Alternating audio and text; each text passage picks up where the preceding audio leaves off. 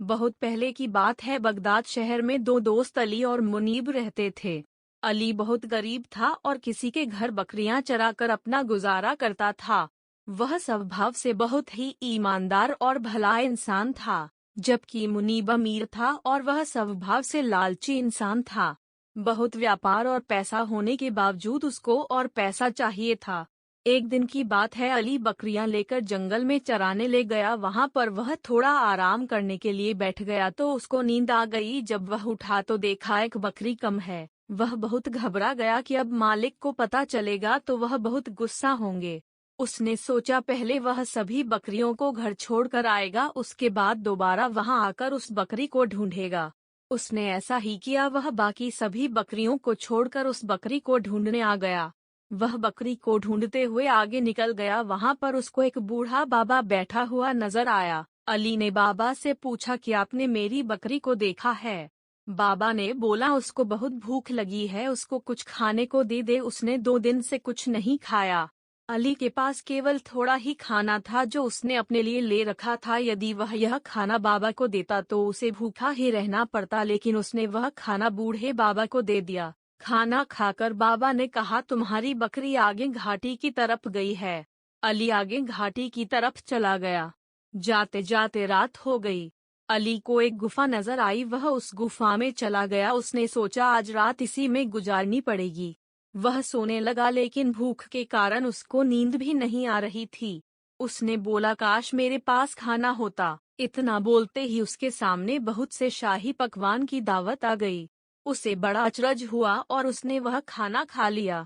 खाने के बाद जब सोने लगा तो उसको ठंड लगने लगी। उसने बोला, काश मेरे पास एक चादर होती। तभी उसके सामने चादर आ गई। अब वह समझ गया कि यह गुफा जादुई है। उसके बाद वह सो गया। सुबह उठने के बाद उसने बोला, काश मेरी बकरी मुझे मिल जाए। इतना कहते ही बाहर से बकरी उसको आती हुई दिखाई दी।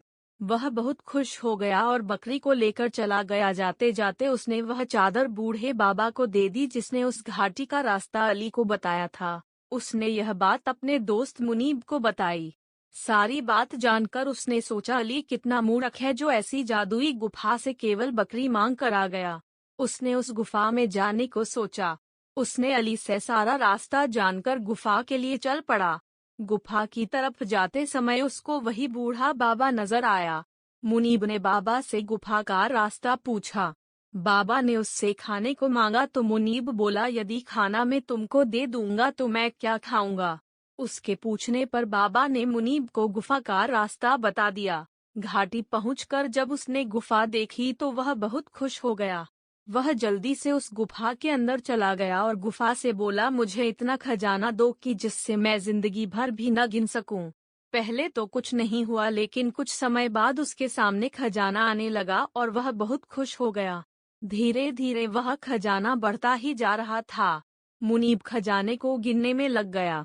वह खजाना गिनने में इतना मगन हो गया कि उसको इसका ध्यान नहीं रहा कि बढ़ते खजाने से गुफा का दरवाजा बंद हो रहा है। कुछ ही देर में गुफा का दरवाजा पूरी तरह से बंद हो गया। उसके बाद भी खजाना बढ़ते ही जा रहा था।